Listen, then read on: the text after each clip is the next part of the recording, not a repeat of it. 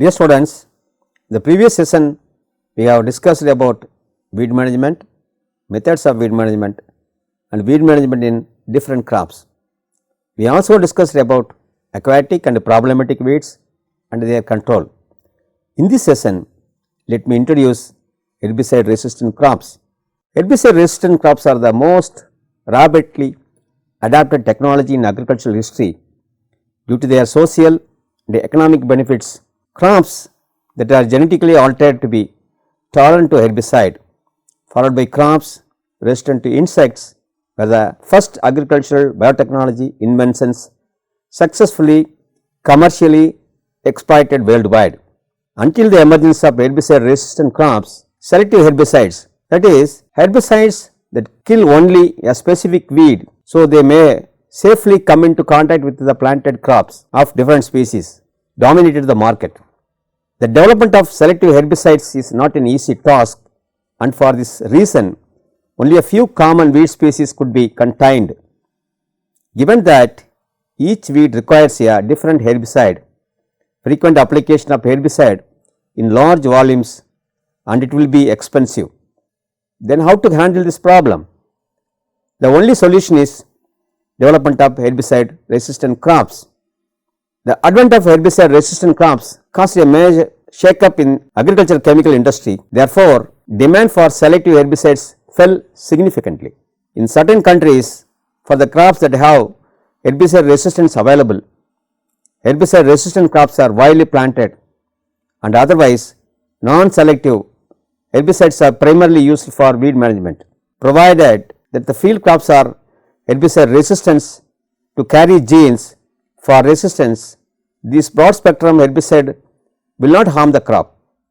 Broad spectrum herbicides such as glufosinate and glyphosate are comparably biodegradable, and these display low levels of toxicity. And to date, weeds have shown minimal resistance to repeated applications. Resistance to these broad spectrum herbicides depends upon the genes that have been inserted into the crop plants. The impact of herbicide resistant crops in agriculture production is: growers must control weeds that compete with their crops for water, nutrients and sunlight. A number of options for minimizing the impact of weeds on crop productivity are available to growers. One option is the application of herbicides. Virtually all crops have some degree of innate tolerance to some herbicides, but not others. In the 1940s, the selective tolerance started to be used to control weeds in corn fields. Today, growers all over the world minimize the negative impact of weeds by using herbicides and herbicide tolerant crops, including all of the major commodity crops as well as small acreage of horticulture crops such as vegetables. An ancillary benefit of herbicide is the impact on soil erosion. The use of herbicides and herbicide tolerant crops enables growers to use minimal tillage or no till techniques, which significantly decreases the impact of agriculture on soil erosion. Since the 1990s, herbicide tolerant crops developed with modern biotechnology have significantly increased the growers' profits by decreasing their input cost, increasing yields, or both in some cases, as well as save soil from erosion. As a result of these benefits, the rate of adoption of biotech herbicide tolerant crops has been quite rapid. For example, in Argentina, glyphosate tolerant soybeans were planted on over 98% of soybean acres within 5 years of introduction. Where any single herbicide is used repeatedly, the development of resistant weeds and weed shifts can occur more rapidly. In most cases where herbicide resistant weeds biotypes occur, the same herbicide can continue to have utility due to the spectrum of weeds present. To control the herbicide resistant weed scientists recommend adding another herbicide to the primary herbicide. A common tactic of growers to manage the evolution of resistant weeds is using mixtures of herbicides with the different modes of action and overlapping weed spectrums. The most important principle of weed resistance management is to prevent survival and spread of resistant populations. The key fundamentals are: use an effective alternate mode of action to control herbicide resistant weeds, include effective alternate mode of action at least every the other year for at risk weeds, scout fields to monitor the effectiveness of the herbicide program. The additional considerations growers should choose to incorporate into their farming practices to manage weed resistance are: utilize herbicides with multiple modes of action effective on target weeds, including those with residual before glyphosate applications and or tank mix another herbicide with the glyphosate. Utilize cultural practices such as cultivation, other mechanical weed management practices or crop rotation. Apply herbicides at labeled rates and at the recommended stage of weed growth as stated on the label. Seed genetics should be selected based on the agronomics, desired traits and yield potential. Purchase of an herbicide resistant hybrid or variety does not limit the growers to use only one herbicide system. Conventional herbicides can and should still be the part of the growers' overall weed management system. Growers utilizing herbicide programs with herbicide tolerant crops can do so on an annual basis provided the technology is managed effectively. Field should be scouted before and after herbicide applications. Equipment clean out is essential to reduce the spread of resistant weed seeds. Let us see the success of herbicide resistant crops in India. Weeds are one of the major problems in agriculture. They compete with crops for water and nutrients and as a result decrease the yield and productivity. Without weed control, it is extremely difficult to harvest crops. The advent of mechanization replaced much of the hand labor in the developed world as well as developing parts of the world. Mechanical weed control is fraught with higher energy cost, facilitates soil erosion and compaction, and has been mostly replaced by chemical weed control using herbicides. As countries industrialize and develop economically, cheap farm labor becomes unavailable, thus increase the necessity for cost effective weed control.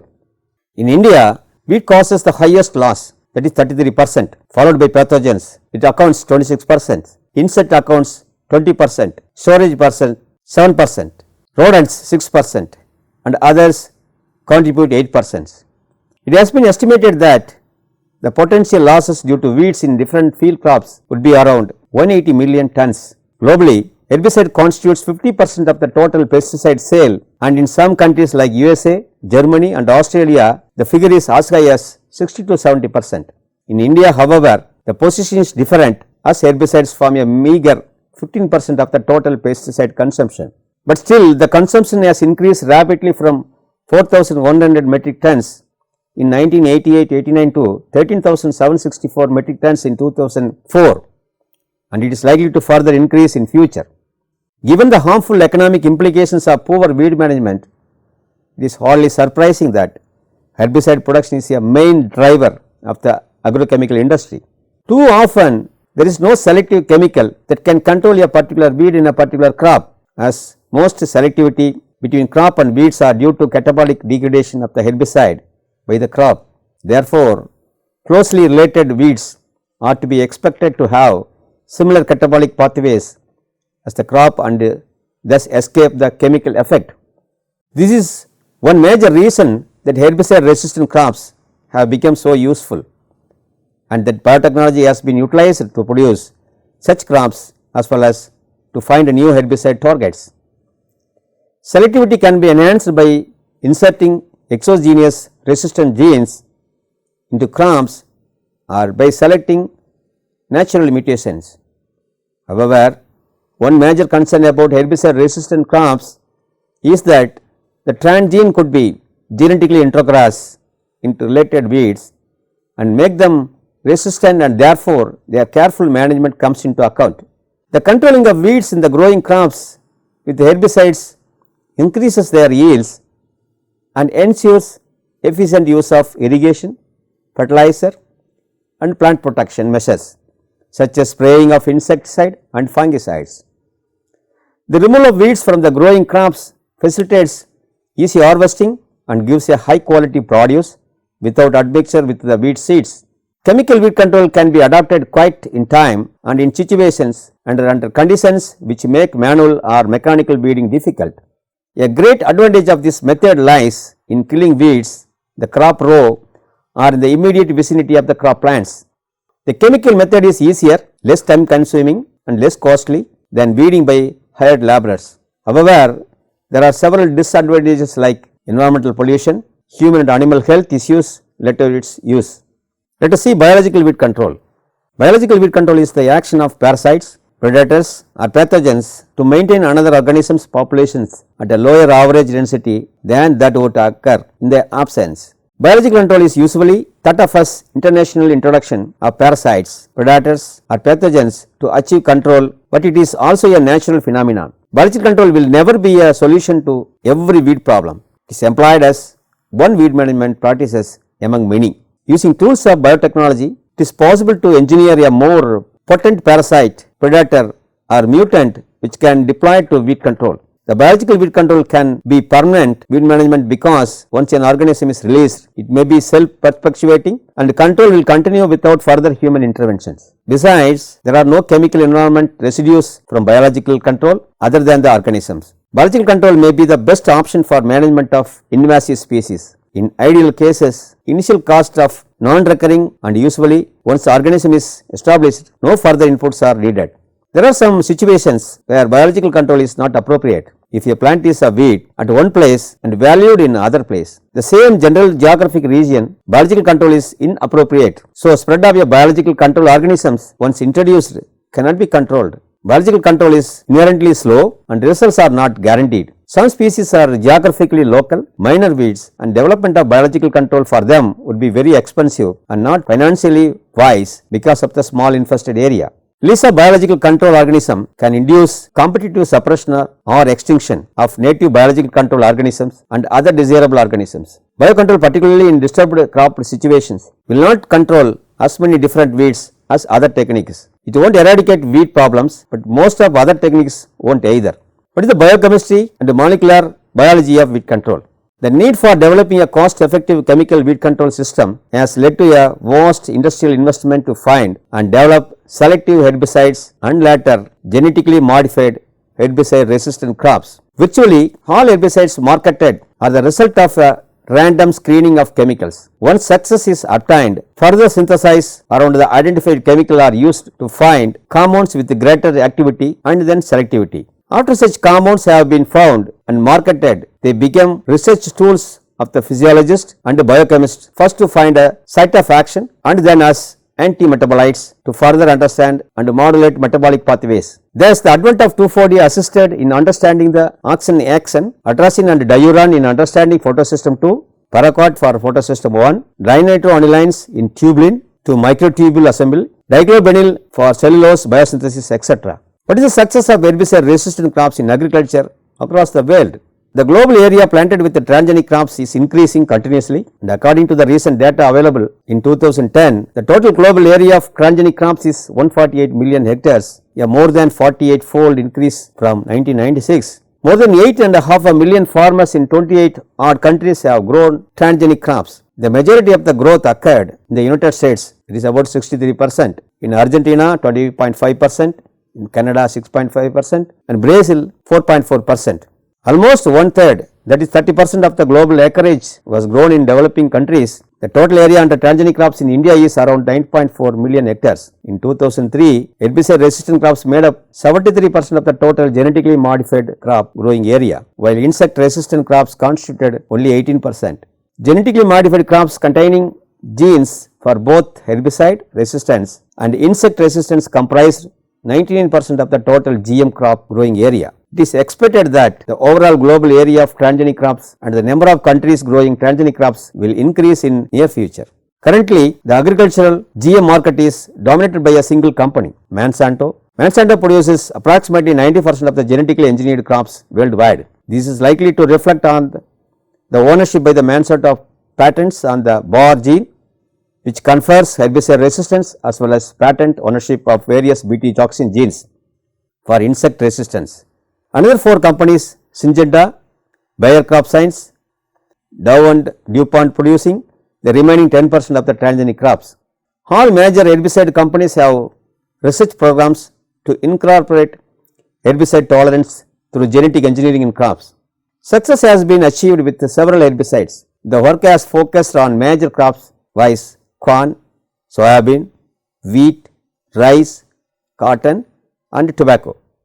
The technology for agriculture crops was introduced as early as in the mid 1980s. Millions of hectares are being planted with herbicide resistant crops, with insect resistance in second place, with both traits often staked in the same seeds to enhance their value. The real values of HRC come from instances where there really are no viable weed control methods. Example, due to evolved herbicide resistance in weeds, and the impact that such genetically modified herbicide resistant crops would lead to a more sustainable whale food production. The easiest way to obtain selectivity among closely related species is to engineer resistance to general herbicide into the crops. For example, it has already been shown that rice is easily controlled by glufosinate. The transgenic rice bearing the BAR gene confers resistance to the herbicide. The immediate answer to multiple resistance problems in weeds of wheat in major growing areas is to engineer resistance to inexpensive herbicides. Neither the chemical nor the biotechnological industries have shown particular interest in generating herbicide resistant crops in wheat, rice, millets, pulses or oilseed crops. As too little profit is perceived to come from wheat, rice or other seed or even from generic herbicides, it may be necessary to have wheat, rice, millets and pulses engineered by the public sector companies. Glufosinate resistance has been engineered into wheat more as a marker gene than for agronomic utility. The genetically modified herbicide resistant wheat, rice and food legume crops may be an answer to the major problems of these crops. Inserting a gene into wheat or rice conferring resistance to broad spectrum herbicide can control weeds that evolved resistance in wheat and even closely related grasses including red, weedy and other wild rice. The transgenes will allow problems of resistance that have evolved to be overcome, especially the problems of cross resistance, where one evolutionary steps confers resistance to a variety of chemicals, and multiple resistance where a sequence of evolutionary steps with different selectors confers resistance to a variety of chemicals. The use of non-plant transgenes may also allow farmers to overcome the natural resistance in weeds closely related to the crops. The problems of interclass cross resistance and multiple resistance in wheat have necessitated considering the generation of herbicide resistant oilseed rape, especially in Australia. Oilseed rape has become an excellent rotational crop alternating with wheat in many places where wheat is grown. There are many agronomic advantages to rotating a dicot with monocot, especially vis-a-vis weeds. It should be far easier to eliminate grass weeds in oilseed rape than in wheat, as there are more selective graminicides are available for use in dicot crops. There are far too few concrete molecular and biochemical data published about the properties of these crops, and thus there are problems in evaluating their properties to allow suggestions for improvements. The speculations about HRC. Two types of genes have been used to generate herbicide resistant crops, where the gene product detoxify the herbicides, where the herbicide target has been modified such that it no longer binds the herbicide. One could think the other types such as exclusionary mechanisms, sequestration, etc., but they have yet to be found and thus not utilized. The resulting herbicide resistance crop with each type of resistance is rather different. What is the future prospects of HRC? Plant genetic engineering and biotechnology is now moving from the initial euphoria to the phase of course correction. Several environmental problems related to plant genetic engineering prevent realization of its full potential.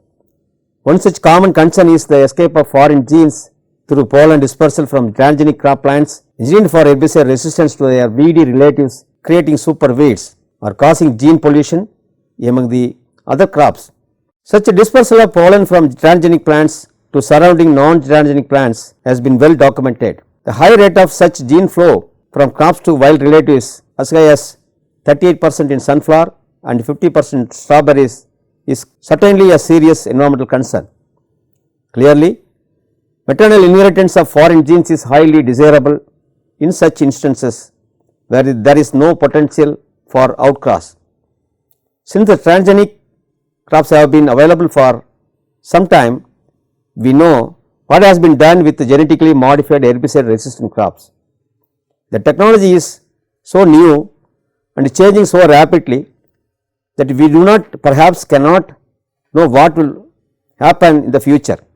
So, it shows that though the direction of research is clear, the final destination is still vague.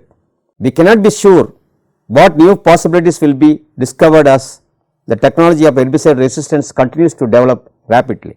Adoption of molecular based methods in weed science research will bring a new dimension to the science and can have far reaching benefits in agriculture and biotechnology.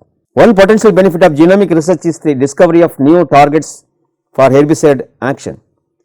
The other benefits may include identification and use of genes that contribute to crops' competitive ability. Example, early shoot emergence, rapid early growth, fast canopy closure, production of allelochemicals.